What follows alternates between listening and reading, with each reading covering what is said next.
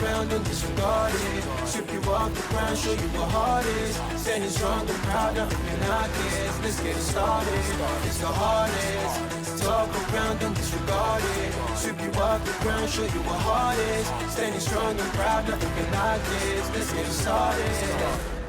Yeah, get your boots ready. We're about to go on a trip where we wrestle, nobody settling or calling it quits. You're here for the grit, bet you this stuff is amazing. You're stumbling, welcome to the bump in the apron. Step into it, the hardest part of the ring. Here to bring fun, yeah, in this art he is king. It's the best thing, making sure you don't tap out. Don't go soft with the hardest podcast out. And it's not just another one, it's clear. Off the rest, in this content, none contest. Take the nonsense off the steps. You know it's nothing but pure gems when it's coming off the chest. Get it? Now it's time to sit and relax. Get your mind blown away, ain't no skipping a track. Have you paying more attention, no listening gap. Get everything I ever wanted, no giving it back. Yeah. What's up, everybody? Hardest part of the ring is back at ya with some AEW. It's been a while. It has been a hot, sexy minute since I really dedicated some time into talking about AEW. I think it was like, what, All Out last year? I guess they don't do a lot of pay-per-views, right? So it's not the craziest thing. I think they've only had 2 that I haven't really come up here and talked about, which I like, by the way. I think I tweeted this out, but I love the pay-per-view model that AEW kind of operates under. It's similar to how WWE used to do it, like in the mid-90s and whatnot. They would have, 4 or 5 pillar pay-per-views, main big-time pay-per-views, and then they'd have, smaller specials. Like I would compare like Bash at the Beach and Fyter Fest and shit like that. I think that's kind of akin to like an in your house type of event, right? At least that's how I see it in my eyes. I know we're not paying for it, but as far as like magnitude and how big they are, how important they are, I see a lot of similarities with how AEW and, 94, 95, or I guess 95, 96 WWF operated. And I like that. I like not having a pay-per-view every month. I understand from a business perspective why you would want to do that. But as a consumer, which I am and which you most likely are, I don't need a pay-per-view every month. You know what I mean? Give me entertaining TV. Give me a few specials on TV every now and then, but we don't need a pay-per-view every 4 or 3 weeks, Makes it less special. It almost makes it seem tedious, like a tedious pit stop rather than a big culminating event. And that's what it should feel like. That's how AEW Revolution felt like to me this year. It felt like it had been building. Now, not all the matches were built that great, in my opinion, but it still felt like a big event. You had the huge signing that Paul White teased. You had the main event, which we'll get into, don't worry. The barbed wire exploding deathmatch, piranhas on a pole, Judy Bagwell on a forklift match. You had that match. You had Sting returning to the ring, quote unquote, to the ring. You had a bunch of stuff. You had a little something for everybody. It did feel like kind of like a hodgepodge of stuff, which is like, I get it, is fine, but it felt like a lot of gaga, this pay-per-view. That's not even necessarily a bad or a good thing. There didn't seem to be a lot of just wrestling, in my opinion. But it is what it is. I don't mind a little gaga every now and then, but it felt like, I don't know, man. It just felt like a lot. Because, while I'm saying that I was excited for this pay-per-view, I was very eager to buy it, very eager to watch it. It's like, wow, we're paying for pay-per-views again. This feels like I'm going to Blockbuster or renting a fucking movie, right? So it's cool, it's fine, the build is great. But let's talk about the execution, huh? Now, I don't want to, there was some good stuff on this show.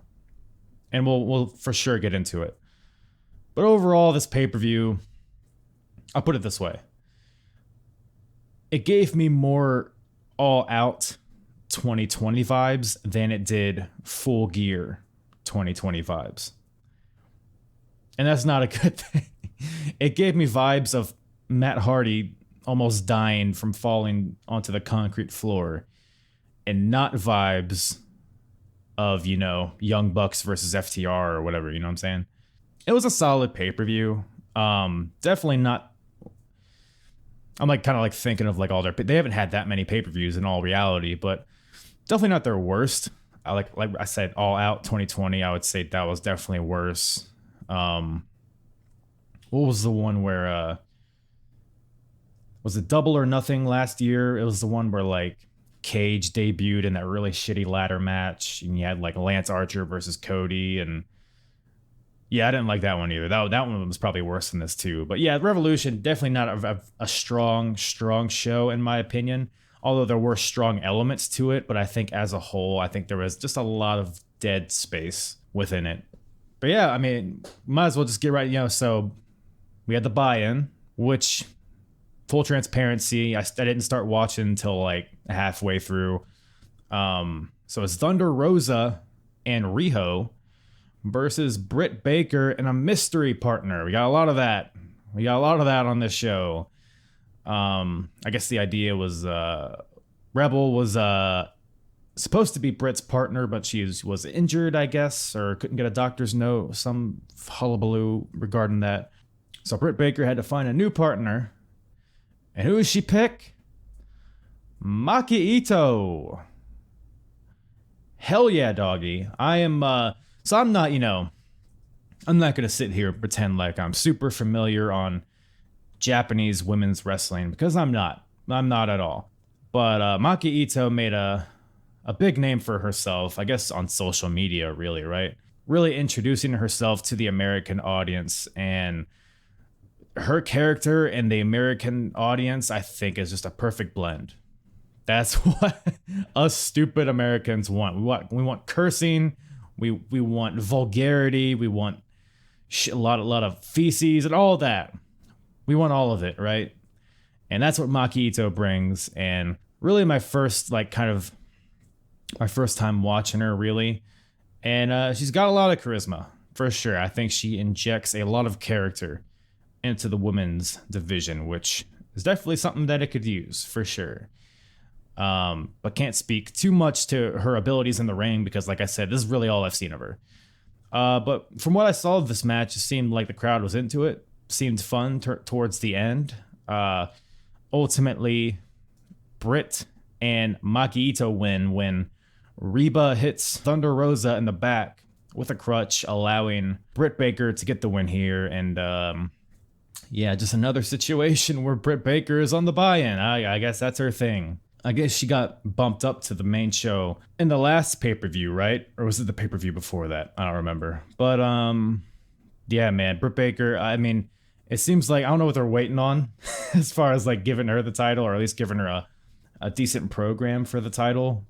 Maybe she's just such a strong character that she's used to be that to kind of hold down the secondary women's feuds, if that makes any sense. You can have Shida face people and have the title be the whole thing, right? But then you have secondary to that, you can have Britt Baker, who is such a strong character, and she can bring people up without necessarily having a title be involved, right? That's what they tried to do with Big Swole, but Big Swole fucking sucks, so that didn't work.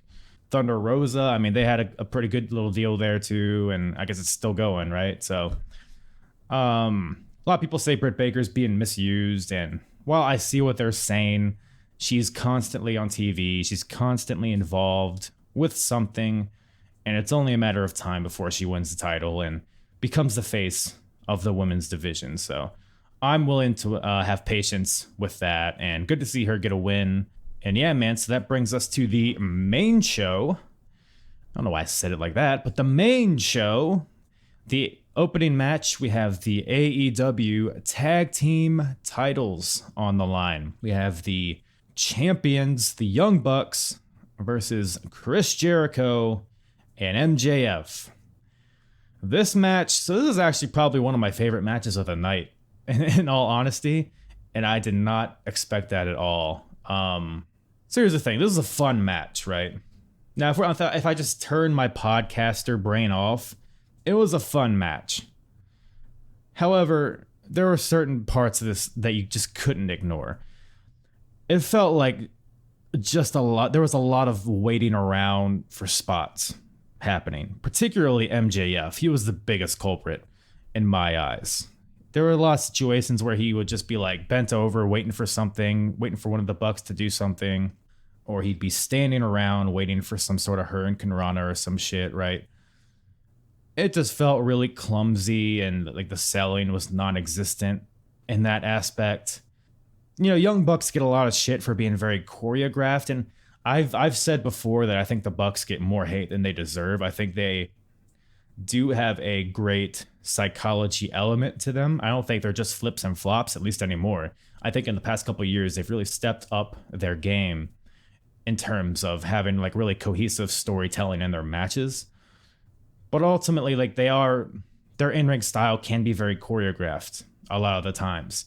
And when they're facing a team that's specifically like Jericho and MJF, who are more traditional wrestlers, quote unquote, for lack of a better term, not as spotty generally. It's almost like it was a clash of styles, because you have the Bucks, who are very spotty, and Jericho and MJF, who are not as spotty. So maybe that was just like a styles clash that made for some awkward interactions within the match. Could all just be a symptom of the Young Bucks style. Could just be, you know, maybe they had an off night. But a lot of telegraph stuff in this match that kind of took me out of it at certain places. But ultimately, like I said, it was a fun watch, especially towards the end. A lot of good near falls. You had the Bucks hitting the BTE trigger with MJF interrupting. You had Jericho hitting one of the Bucks in the back of the leg with his bat, and then MJF hitting the Heat Seeker. I bid on that one. I thought that might have been it, but nope. Ultimately, the Bucks end up winning with the Meltzer driver and retain the tag team titles. So good to see that. I hope, because the Bucks, you know, they're still pretty early on in their run, and whether you like it or not, the Bucks are the face of that division, and they deserve a long title run. When I say deserve, I don't mean, oh, you deserve it. Clap, clap, clap, clap, clap. You deserve. That's not what I mean. I mean they deserve it because for a team like the Young Bucks, who are so high in credibility, especially in front of the audience that watches AEW, to have them have a long run with the titles would only amp up the credibility of those tag team titles. And they're believable champions, and there's a lot of heel tag teams that I think could potentially have some good programs and some good matches with the Young Bucks. So good to see them retain. And in terms of the Inner Circle, there was a promo later in the show backstage with Alex Marvez or whoever the fuck. Basically, they announced that there would be a war council on Dynamite. So what we had the fucking the State of the Union or whatever the fuck. It seems like every week they have some sort of they had a Inner Circle intervention. They had a Inner Circle press conference. They have all these different things that are kind of the same thing. But we have another one, and they're calling it the War Council, and I guess that suggests that there's going to be changes to the Inner Circle. And MJF kind of alluded to that by basically saying to Jericho that he knows what changes need to happen within the Inner Circle, and that he's going to make those changes on Wednesday. So could be MJF turning on Jericho, but that almost seems too obvious to me. That almost seems like of course. Like, it seems like that's what they've been building to, so it almost seems too obvious at this point. I'm thinking maybe he could turn on Wardlow, MJF, or maybe we see an addition to the group rather than somebody getting kicked out. Could be fucking anybody. Could be Serpentico. Could be Angelico. Could be -1. Could be anybody. So who knows? But I guess that's the idea, right? To get you to tune in and see what happens. So that's kind of the deal with the Inner Circle. I'm kind of tired of the whole like MJF Inner Circle thing, honestly. Like, just let MJF be MJF. Let Jericho be Jericho. Let Santana and Ortiz like break off of this, please. If you're asking me what I want from this, from the little war council deal. By the way, I'm only like 80% sure that if they called it a war council, I could be totally wrong and look like an utter goose, but I don't care to research it. But yeah, Santana and Ortiz, I think at this point, they're being a little held back by the inner circle. I understand having Jericho being like kind of your umbrella for everything you do is a good thing because he's a huge name. But at this point, I think they've kind of overstayed their welcome. And I'd love to see them kind of be unleashed in the tag division because they're capable of so much more. But I guess keep fucking Hager in there. I don't really give a shit what he does and his stupid hair. What do we have after that? Oh boy. The Casino Tag Team Battle Royale. So I didn't have a lot of expectations going into this match. And I don't know, man. It just felt like a lot of biding time until the end. Like it seemed like just a lot of things happened. And then we got to the end when all the teams had kind of came in and then, okay, now I can start paying attention. Like one of those kind of things, you know what I mean? So it's essentially a Royal Rumble with tag teams. Yeah, 2 teams start, and then every 90 seconds, another team enters. Which is fine. You know, you get a lot of teams.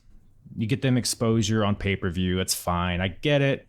Personally, watching it, I didn't give a single fuck until the end. So, but that's just me. And especially, you know, was there even any stakes to it? I assume the winner got a tag team title shot, right?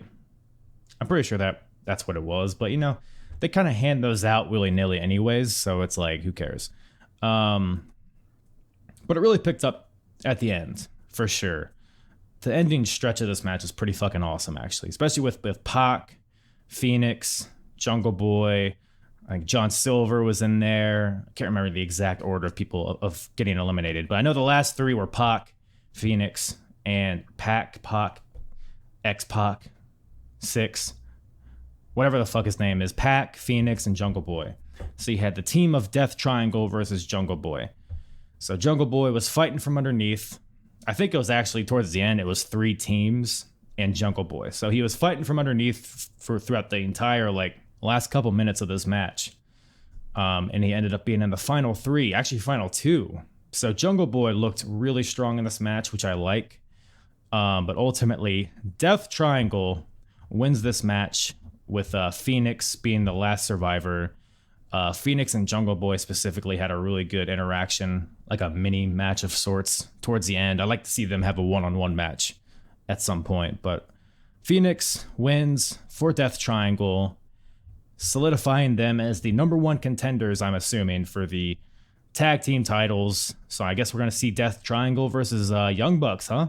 Well, fucking butter my tits and call me Susan. That sounds like a great match to me, huh? Death Triangle, man, I love everybody. Pac, Phoenix, Pentagon. Probably some of my 3 favorite guys in the AEW right now. And I feel like they, at least recently, have been kind of in the background a little bit. I hope 2021 has a lot of those guys. I hope we see, main events, world titles, TNT titles, tag titles. I'd love to see success for them as a team and as individuals. Especially, Phoenix, the Lucha Bros. I strongly prefer the Lucha Bros as singles myself. But that's just me. I've seen Lucha Underground and I've seen what they're capable of when they are singles. And personally, I prefer Lucha Underground Pentagon over AEW Pentagon. And same goes for Phoenix as well. And, we all know how awesome Pac is. He can do literally fucking anything. So hope we see more of them in 2021. Glad they got the win here. But yeah, happy days. Happy days. But after that, we have the AEW Women's Championship on the line. The champion Hikaru Shida versus Ryu Mizunami. This is another situation. Like I said, not too familiar with the Joshi scene in Japan. Not too familiar with Mizunami outside of what we've seen from her in AEW. So maybe I'm not the most educated person. Maybe I don't have the most educated opinion on her, and I can acknowledge that. But as an AEW viewer, from what I've seen from Ryu Mizunami, she elicits the same emotion from me that Mojo Rawley does. It's not good. It's not a good thing. She comes out to this fucking Pitbull song. She looks like Okada. She's dancing like she's having fun, Michael. I get it. I get it. Colors, flamboyance, I get it. It's not for me. It's not for me. She just annoys me. I don't know what it is. She does not tickle my pickle. So it is what it is. And then you have Sheeta, who I'm a big fan of. I think she is kind of, she's holding down that women's division for all it's, for better or worse. She's the best part of that division by far, and deservingly the champion. And this match, so I understand that these two have had matches in the past, and maybe those matches were better than this one. For me, just watching this match, it just didn't click for me. I don't know what it is. It felt off. Now, maybe there's like story elements between these two that were lost on me, but as somebody who's watching AEW, I shouldn't have to be familiar with all their work in Japan. That's just how it is. And I'm watching this match. It didn't seem like there was any chemistry between these two. It felt very clunky. It felt very, another situation where they're just like kind of waiting for spots to happen. It's like it felt fast when it should have been slow, and it felt slow when it should have been fast. I don't know exactly how to articulate how I felt, but it just seemed like a lot of like just go, do it. Like I felt like I was yelling that a lot at my TV when I was watching this. Go, what do you do? What are you waiting for? There's a lot of that. And Ryu Mizunami was just like dancing in the beginning, and I was like, why are you you're doing this too much. You're doing this too much. The selling on both parts were kind of bizarre. It's like I'm not going to say that they weren't selling, and I get the whole, fighting spirit and all that shit, right? I get it. But it seemed like they did it when it didn't really make sense. It's like they would no-sell something and then sell it, but then go back to no-selling. I don't know. It just seemed like there wasn't a lot of continuity or cohesion with any of the selling in this match. It didn't make a lot of sense to me. There were spots in this match that were hype that I enjoyed, but it felt like, it would be a sprint and then they'd die. And not like, I'm not saying they slowed down the pace into something methodical. I mean, it just like stopped. Like it was like they just wanted to fill time. That's what it felt like to me. I don't want to shit on these ladies too much, but yeah, this match didn't really hit for me, but there's a lot of people online that loved it. So maybe it's just me. Maybe it's my preference in wrestling. Maybe it's just, maybe I've just watched it differently than other people. That's perfectly fine, by the way. I'm not going to tell somebody else that their opinion's wrong on this match. It's just how I felt. This is the Apron Bump podcast. I'm going to tell you my opinion. I'm not going to fucking suck your dick and throw your opinion out my asshole. That's what I'm saying. That's the tagline to my podcast, actually, if it's in really small font. But yeah, Sheeta gets the win here with a spinning kick, a trouble in paradise, if you will. It's going to light a lot of people on fire by using WWE terminology to describe a Japanese wrestling match. But yeah, like a hurricane spinning kick to Mizunami, gets her the win. She retains the title, and yeah, who knows what lies in the future for her? Maybe a Britt Baker, maybe Thunder Rosa's floating around. You have Maki Ito there. Lots of potential. Maybe another match with Nyla Rose. Who knows? The women's division still remains kind of stagnant at this point. They're treading water, which is better than, plummeting, I guess. They have, a few good matches every now and then. I think it was Serena Deeb and Riho had a really good match on Dynamite. The tournament had a lot of good matches, actually, this recent women's tournament. So they have potential. The talent is there. It's just kind of putting it all together. So hopefully they figure it out soon. And hopefully they figure this out soon as well. Miro and Kip Sabian versus Orange Cassidy and Chuck Taylor. Ugh. All right. Where do I even fucking begin with this shit? First of all, the match was what it was. It was very forgettable. Again, just didn't click with me. It didn't feel It felt slow just for the sake of being slow. It felt, I don't know, you had the whole deal with Miro and Kip attacking the best friends backstage, so they were just kind of, it was basically a handicap match against Chuck Taylor throughout the first at least half of the match, right? So you had that whole deal, and then Orange Cassidy makes their miraculous comeback and all that shit. It was fine, I guess. But when you're just looking at the players in this match, right? Orange Cassidy. This dude was huge. He had that amazing match with Pac at, was it last year's Revolution? I believe it was, right? And then he had the whole feud with Chris Jericho that shot him to the moon. Pretty much made him the mascot of AEW, like one of the major faces of the company. And now he's kind of just been relegated to this undercard feud. So it's kind of bizarre how they've kind of failed to capitalize on Orange Cassidy. But maybe, you know, devil's advocate, maybe they're trying to use him to bring up Chuck Taylor. Maybe they're trying to use him to bring up Miro and Kip Sabian. So in that way, I can kind of see what they're doing. But ultimately, in the execution, that's really resulted is Orange Cassidy kind of feels like less of a big deal. That's just how I see it. So hopefully we see more. And Orange Cassidy, man, I don't know. I just don't have a lot of faith in him having a long shelf life. Like, his whole act is like, it's hilarious when you first see it, but it's like, how long can you continue doing the same thing? And how is he going to evolve with the times? And maybe he will. You know, I hope he does. But as of right now, he's kind of seems like he's spinning his wheels a little bit. And Chuck Taylor is kind of the same thing.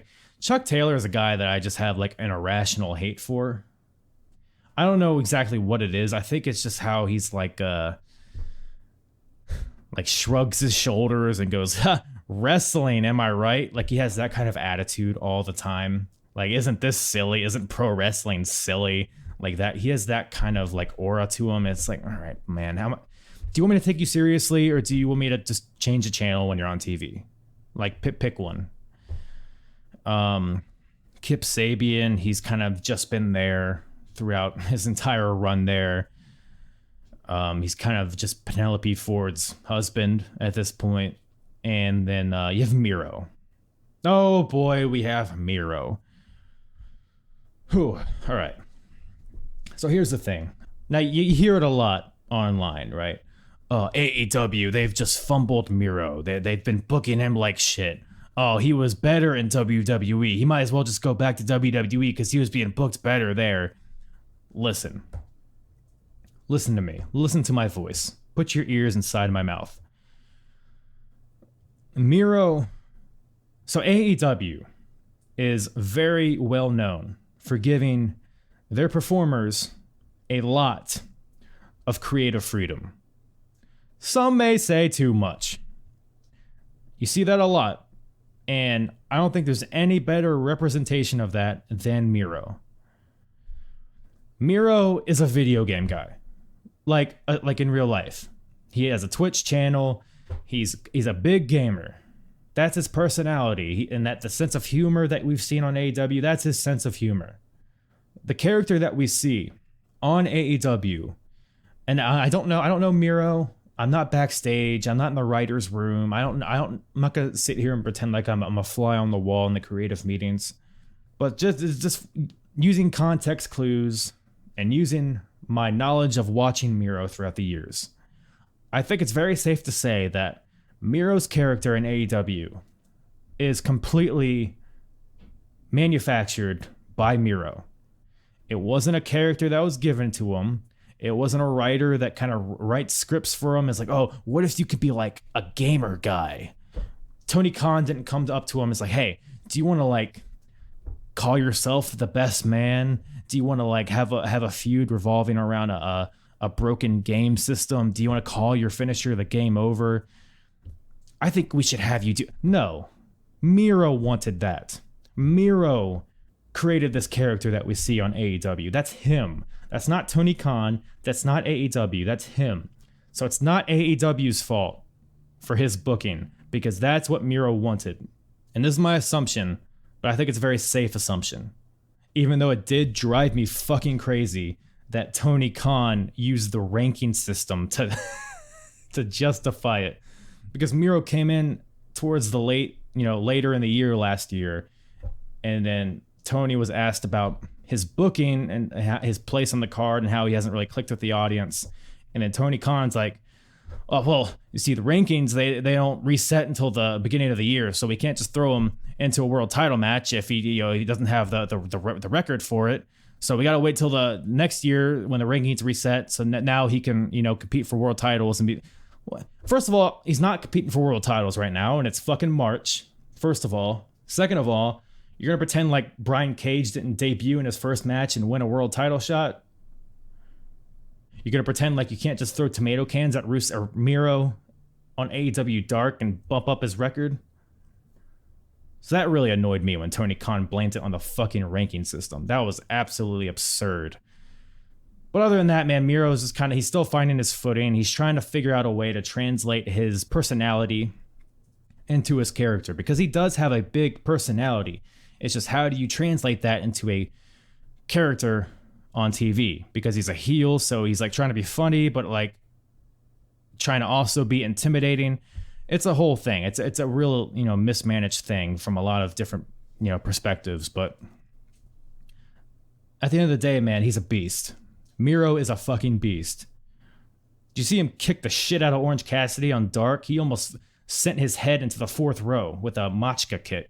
Miro has the talent, man. It's just a matter of harnessing it and having something to really like dig his teeth into as far as the storyline goes. I was hoping maybe we'd see him turn on Kip Sapien and kind of break off into his own thing. But that isn't what happened. But what did happen was Miro ended up winning the match by tapping out Chuck Taylor with the accolade, or whatever he calls it. Does he call it the game over? I don't know. He probably does, right?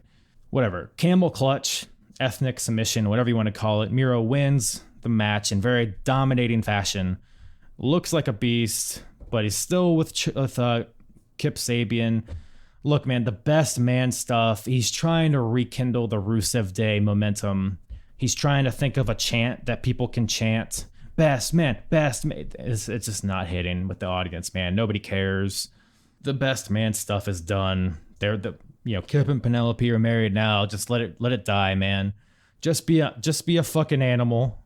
Just be a Bulgarian animal, and don't worry about the stupid fucking t-shirt catchphrases, okay? Thanks. What's after that, folks?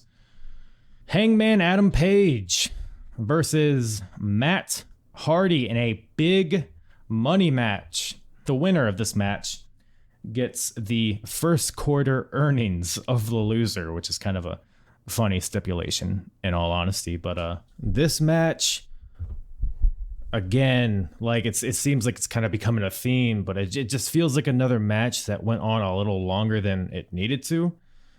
I can appreciate a methodical pace. I can appreciate, a build to a ultimate climax. But man, it just felt like it dragged a lot for me. There was I do like the Matt Hardy working on the hand of Adam Page, stomping his hand in between the steps and the rampway, eliminating all of his signature moves, his buckshot lariat, his dead eye, or at least trying to eliminate those moves. So I get the psychology of it. And Matt Hardy, he's a guy who's going to want to neutralize somebody who's more fast paced than him and have a more, like I said, methodical type of match. And I get it, right? But as far as just pure entertainment value, I was kind of not too invested in it for whatever reason. But then you have Private Party interfering, again, kind of just like biding time for Matt Hardy to recover from the onslaught from Adam Page towards the end of the match. So you have Private Party coming out there to kind of help their boy. Then you have Dark Order coming out there to neutralize Private Party, because they are trying to, I don't know if they're trying to recruit Hangman or if they're just like, hey, can we be your friends? Can we hug? Can we kiss? That kind of deal. Maybe it is, maybe it isn't. I don't know. But Dark Order comes out there, fights off Private Party, which allows Hangman to hit the buckshot lariat onto Matt Hardy.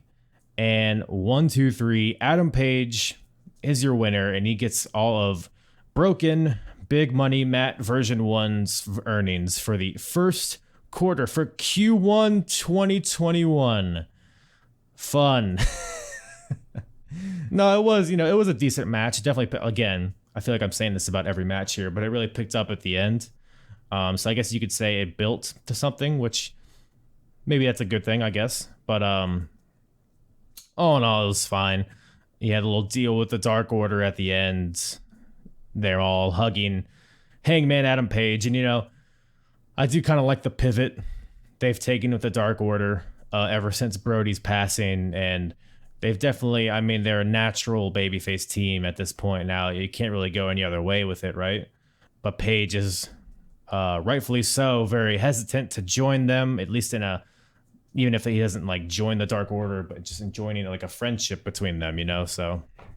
But it's the scene like the culmination of all that work that John Silver and all of them have done to kind of recruit Page, and now it seems like they're a big old happy family. So, but on Twitter, Hangman Page put it better than I ever could in saying that maybe the big money was the friends we made along the way. And that's just some good-natured stuff. Really warms my cockles, doesn't it? Yeah. No, honestly, though, good shit. Hope to see Page in more of a high-profile position after this, because he's definitely one of the best talents they have at this point. And Matt Hardy, dude, man, I'm the biggest Hardy Boys mark you'll ever find, right? But man, Matt Hardy's just a guy that takes himself a little too seriously.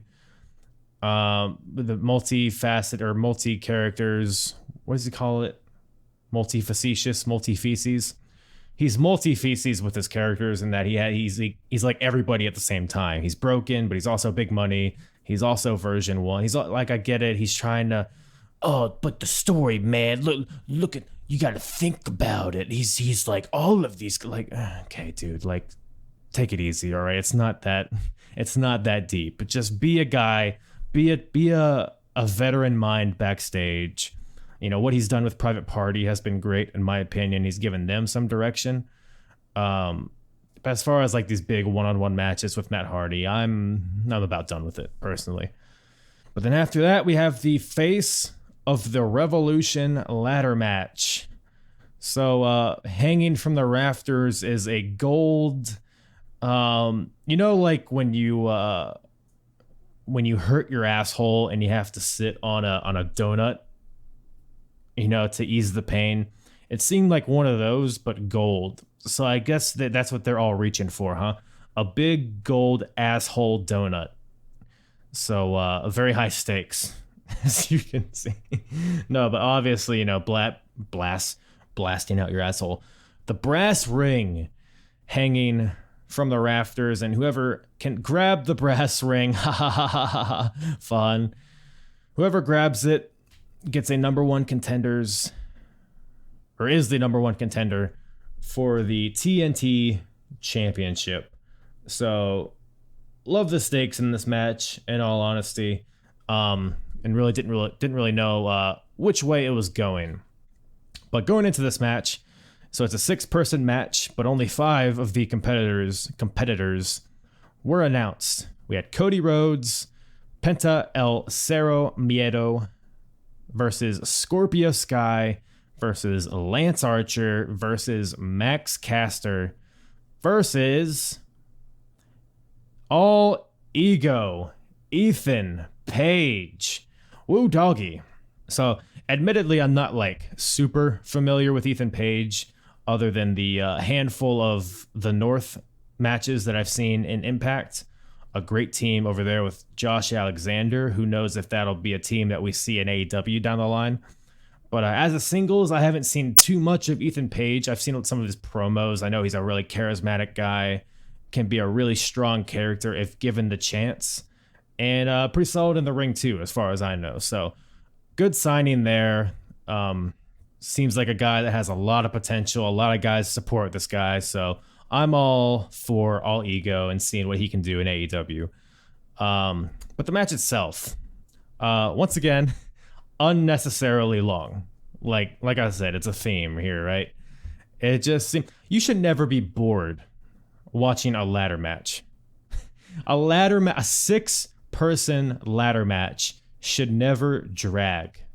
And there were several points in this match where it felt like it was dragging, which is unbelievable.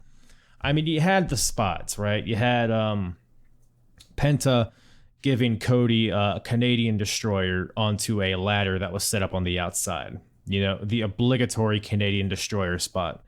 You had Max Caster doing an elbow drop from the top of a ladder. You had Lance Archer just fucking killing everybody with choke slams, and I think he threw Scorpio Sky through a ladder on the outside. Lance Archer looked like a fucking beast in this match, and I loved every second of it. So there were a lot of fun spots in this match, but ultimately I think it could have been condensed a little bit. Look, it's a car crash match, right? You don't need to drag it on. You don't need to, have a crescendo. You don't need to, have the first act, the second act, all the way up to the 8th act. You just have a car crash for a little bit and then go home, right? And I hate.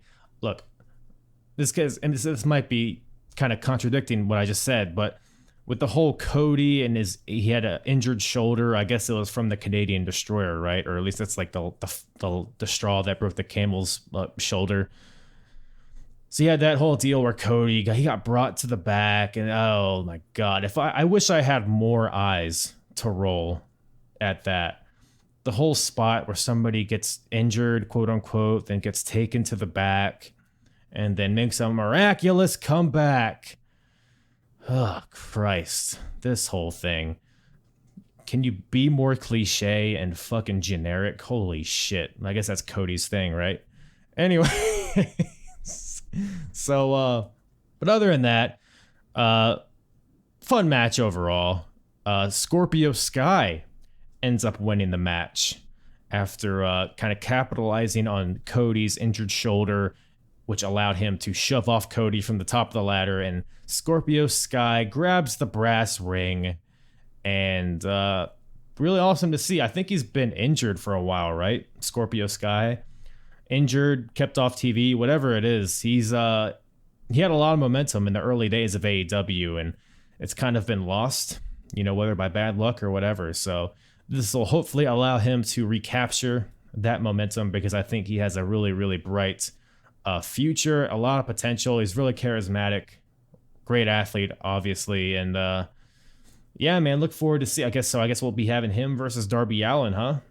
I'm assuming. So we'll see. We'll see if Scorpio can maintain that momentum and become a major player there, because I hope he does. But then after that, we have the moment that a lot of people were waiting for, a moment that was a catalyst, and I'm sure of a lot of people buying this pay-per-view, is to see the new signing. The signing that Paul White teased on Dynamite, a major Hall of Fame worthy signing. Lots of names were thrown out there, past, present, etc. American, Japanese, male, female, fat, gay, stupid, all of them. And the new signing is Christian Cage. Hell yeah, doggy. Love this shit, man. As soon as his theme, his old TNA theme hit, I was like, cocksucker, this is fucking awesome. Goosebumps when I heard that music and saw him walk out there. Love it, man. Love it. I mean, of course, part of me wishes he could have had a bigger presence in his return to WWE. We obviously saw him in the Royal Rumble a few months ago return, looking to be in great shape. And like I said, part of me wishes he could have stayed there and had a really solid main event run, or at least high level run there. But I think ultimately he would have just been like an accessory piece in the build to Edge versus Roman at WrestleMania. He would have been Edge's buddy. You know what I mean? And I think Christian probably just had more faith in himself. I think he thought that he was capable of more than that. And I don't blame him. I don't blame him at all. WWE didn't work out. I guess it just wasn't meant to be.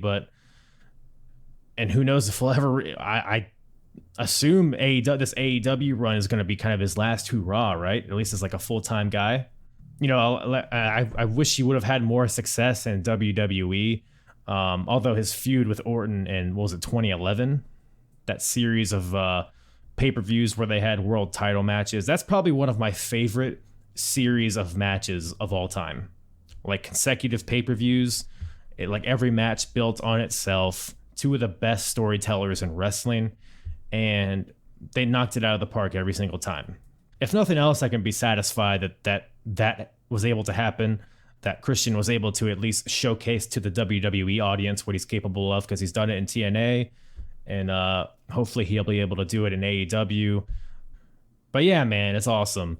I mean, WWE just, I don't know if it's Vince or whoever, but they just didn't seem to value him as a top guy. Even his world title run, you know, the whole feud with Orton, that all kind of arose due to Edge retiring. You know what I mean? If Edge would have stayed wrestling, who knows if that would have even happened? I don't think it would have. So I don't blame him for moving to AEW, where he will potentially be more valued, at least by the powers that be. But I say that, you know, we haven't seen it. We don't know what he's there for. We don't even know if he's really going to be a full-time wrestler or if he's going to pop in for a match or two. We don't really know anything at this point. But I have high hopes. I am very optimistic, and I hope to see Christian shine in AEW. Like I said, great shape, you know, aside from just being like a very valuable veteran mind backstage for these new guys. Because what does AEW get criticized for all the time, right? You know, spotty matches, no selling, you know, too many Canadian destroyers, too many planches to the outside, you know, not selling when you're just standing around there waiting to catch something, like all that shit, right? Christian is a guy that could really wrangle a lot of guys and kind of help formulate, take these delicious, dense, talented balls of clay. I shouldn't have I paused too long after balls there. I'm sorry. But molding these balls of clay into really, really well-rounded performers. Like, look at what Matt Hardy's done with Private Party. Private Party came in and they were just like colorful, silly string, goofy, spot. Here's some flips. But now they're more kind of a nuanced team a little bit. Christian can do that with guys too, whether he's working with them on screen or just backstage. He can be such a valuable person on the team to have. So, and I am a very, when it was going on, I was a very avid listener to the Edge and Christian podcast. In fact, I think if you go listen to that podcast, you probably tell that's a lot of my inspiration as far as from a podcaster's standpoint. But on that podcast, Christian would often say, because they would take like Q&A from the fans and stuff like that. And he, of course, he would always get the questions of like, Christian, when can we see you back in the ring? When are you returning to WWE to be a full-time wrestler? And Christian was always like, look, the only way I'm going to come back is if I think I can compete at the level that I have always competed at. Christian basically was always saying that he would never return to the ring full-time unless he thought he could still go. And as I see him come out and he signs the contract, he gets into the ring, puts the contract in the ring. He's in AEW now. I'm assuming he'll be at least a close to full-time wrestler. That must mean that he has faith that he can still go. And I believe him. So, I mean, just watching him in the Royal Rumble, he looked great there. So, looking forward to see what he does in AEW. I mean, fuck, man. Christian versus Kenny Omega. Christian versus Kenta versus Phoenix versus, Hangman. The whole list of guys I'd love to see Christian face in AEW that he's never faced before. So that alone is awesome enough in my eyes for this to be a worthy signing for AEW. So good shit. And if nothing else, we get his amazing TNA theme back. Remixed a little bit by Mikey Ruckus, but still awesome. So good to see Christian. And speaking of legends, next match, another aspect of this show that a lot of people probably bought just because of this. Street fight. We have Team Taz, Brian Cage and Ricky Starks versus the team of Darby Allin and Sting. God, is Tony Schiavone, is that the only way he can say Sting now? For the love of Christ, enough, Tony, all right? We heard you, Schiavone. But, cinematic match. I think a lot of people were predicting that, but maybe backpedaled when they saw Sting take some bumps on Dynamite. I myself was like, man, I think they might actually do a real match here. But they didn't. Purely cinematic, which is it's a rough one considering you got to think a lot of people probably bought tickets to watch Sting, you know, and they're just watching them on a big screen. I probably had a better view of Sting than the people in attendance did. But other than that, man, this street fight here is very polarizing. People have very different opinions on it online. Personally, I thought it fucking ruled. I really, really enjoyed this street fight. It wasn't quite the level of the Boneyard match, but it was up there. Still very good. The production was a bit wonky at times. It was almost a little overdone. It was like overdone in some aspects, but like not done enough. And like, I don't know, it was a weird thing. But I get what they were going for, and it did look really cool. Even like the entrances with all the cars and, you know, Darby Allin coming in on a skateboard, like all that shit. The really dramatic entrances were awesome. I thought really built up to the match, and they had like a ring inside a warehouse, which was fun, I guess. But I'll tell you, before I even get into the match, I'm gonna tell you one thing I hated about it. It's the fucking commentary. We don't need commentary for cinematic matches. It doesn't make any sense. Why we commentate like? Because you can tell, like, JR is, like, rolling his eyes throughout the whole thing. Tony Schiavone, too. It was just too... It was, like... It's blending two worlds when they shouldn't be blended. It's blending the cinematic, like, surreal, like, almost sci-fi kind of deal. Not sci-fi. You know what I mean, though. Like, dramatic, over-dramatic, you know, very action-packed kind of atmosphere. And then you have... Oh, so he gets him in a headlock, and then he's got a trash can. Oh, and he hits him in that, like, you don't. That's not needed. Let JR fucking rest his voice. Think for Christ's sake he needed it.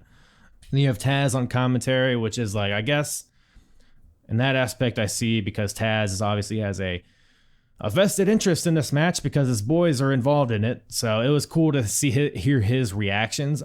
But other than that, we didn't need the commentary. You could have had Taz involved in it for all intents and purposes. You know what I mean? Like in the warehouse, meaning.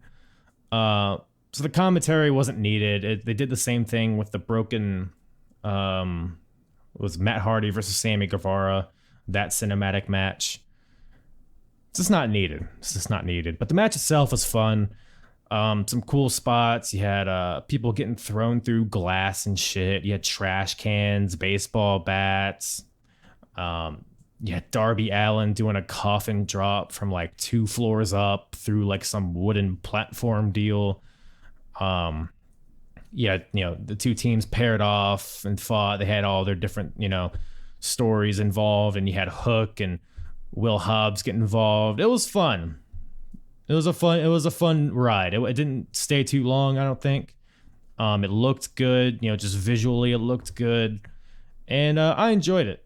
Ultimately, it's there to like hide Sting's weaknesses, I'm assuming, because just because you can take a bump in a ring, just because you can hit a stinger splash, doesn't mean you can have a long, full-length match. You know, even a tag match. So, all in all, I had fun watching it. Ultimately, Sting wins by hitting the Scorpion Death Drop on Ricky Starks in the ring, 1, 2, 3, and Sting and Darby Allin, the Hoodlums, win the match. So hopefully this whole deal is over, because I'm sick of seeing Sting chase away a bunch of beefy grown men away with a bat. Like, Will Hobbs should take that bat and shove it up Sting's ass. Like, well, The man's over 60 years old. Like, you can take him. I think you can take him, Will Hobbs and Brian Cage and Rick Starks and Hook and Taz. I think you guys can take him. I believe in you. I believe in you. But boy, howdy. The main event. AEW World Championship is on the line. Kenny Omega versus Jon Moxley in an exploding barbed wire death match wrestling. It's funny. I don't even have notes for this match because I was just like zoned. I love this shit, dude. I thought it was awesome. There were parts of it that were a little silly. I mean, like the explosions were pretty lame. I'm not even just talking about the final one. Like all in all, the explosions were kind of like they were very far away, and it's like I don't know.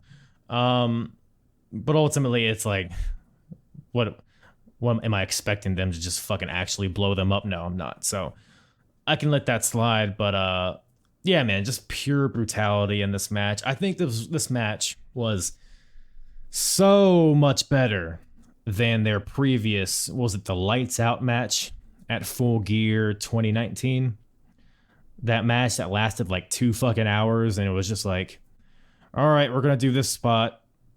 Walk, walk, walk, walk. Okay, here's the next spot.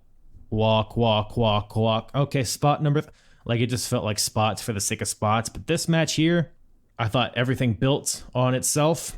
I thought the story was being told. I thought they embraced the gimmick as much as they could have. Yeah, it was fun. Some people don't like this kind of gory stuff. Although, honestly, I don't think it was, like, super gory myself. But some people don't like these hardcore matches, and I get it. Like, I totally get it. But when done well, I love this shit, and I think these guys did it very well. Lots of blood, lots of, obviously brutal barbed wire spots. You know, you had barbed wire draped over the ropes. You had barbed wire, like, tables in 2 of the corners. There's barbed wire boards on the outside, which, what do they call them? The death spot? They had some corny name for it, where it was like these barbed wire boards on the outside, and if you got thrown on it, it would explode. And the one time where that did happen, where Moxley hit the paradigm shift from the apron onto that board, it was kind of a lackluster explosion, but it was like, whatever, it's fine. It's just for the visual. I can let it slide.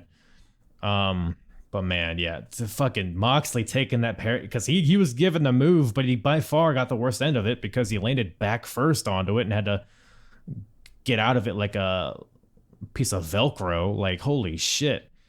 He had the spot where so when you get thrown into the ropes of barbed wire, because only 3 of the sides are covered in barbed wire, you get thrown into the ropes, it explodes. And there was a spot where Moxley like kicked Omega into it and it exploded, and then he rebounded and Moxley kicked him a second time. It was like, Jesus. Visually, it looked pretty good.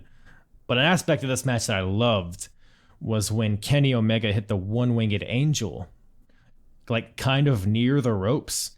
And Moxley did not kick out, but his foot just touched the rope and it exploded, and it exploded Kenny Omega off of Moxley.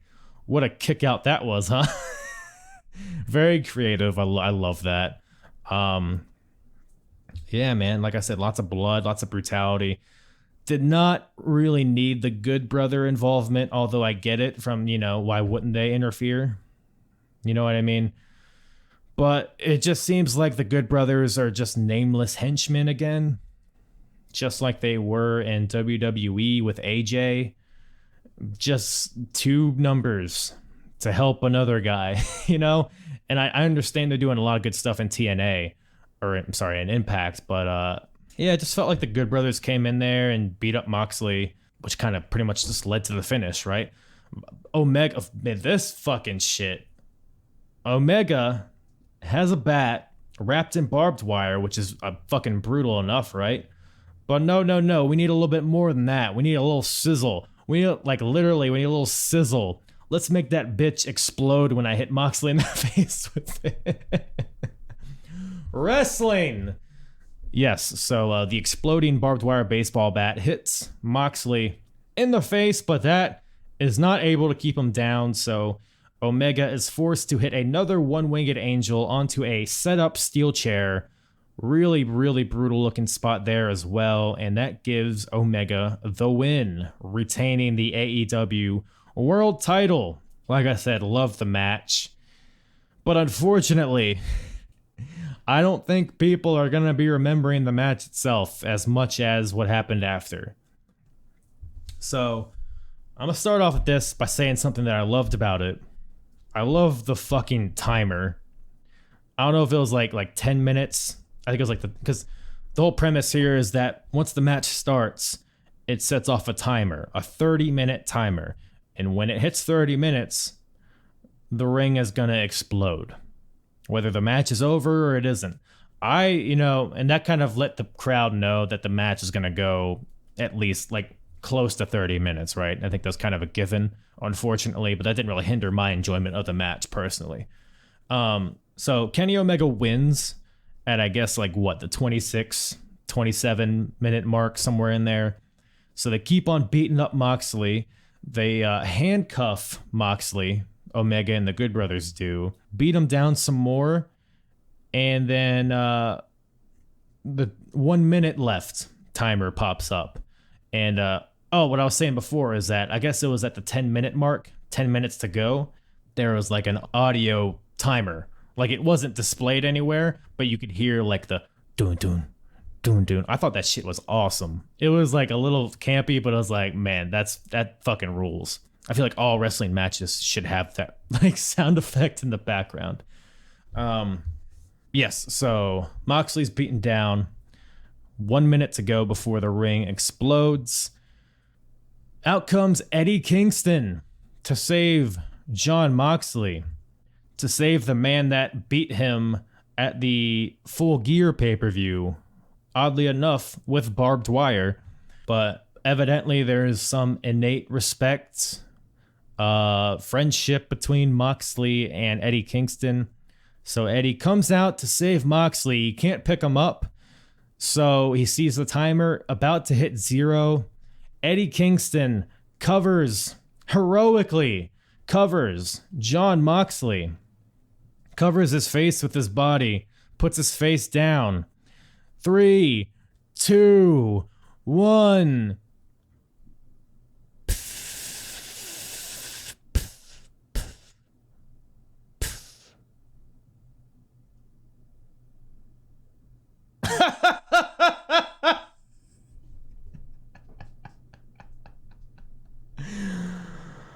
Oh no.